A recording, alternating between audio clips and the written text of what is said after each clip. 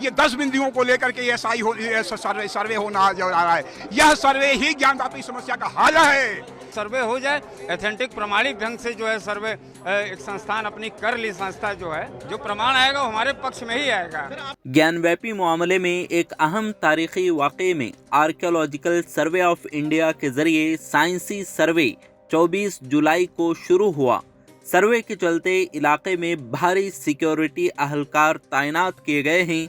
ये सर्वे वाराणसी की एक अदालत ने 21 जुलाई को ज्ञानव्यापी मस्जिद कॉम्प्लेक्स का ASI सर्वे करने की हिदायत के बाद किया है। अदालत ने यह हुक्म हिंदू फरीक की तरफ से दायर दरख्वास्त पर सुनाया, जिसमें पूरे ज्ञानव्यापी मस्जिद के इहाते के साइंसी सर्वे के लिए हिदायत मांगी गई थी। ज्ञानव्यापी केस के दरख्वास्त गुजार सोहनलाल आर्या ने कहा कि ये इस केस का वाहिद हल है। रिपोर्ट्स के मुताबिक ज्ञानव्यापी मस्जिद में सर्वे वजू खाना इलाके के सील शुदा इहाते को छोड़कर किया जा रहा है।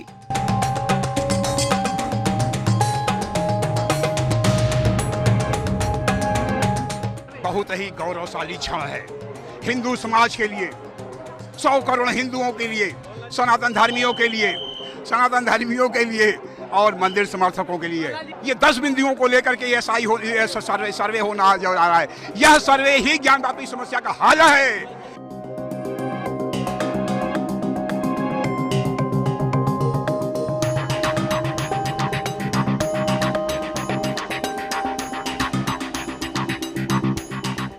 सारे साक्ष्य हमारे हैं, ये तो हमें विश्वास है पूरा जो है, पूरा मंदिर का ही परिसर है, इसलिए इसमें कहीं विवाद नहीं है। सर्वे हो जाए, एथेंटिक प्रमाणिक ढंग से जो है सर्वे एक संस्थान अपनी कर ली संस्था जो है, भारत सरकार की संस्था है, ये करे, जो प्रमाण आएगा वो हमारे पक्ष में ही आएगा।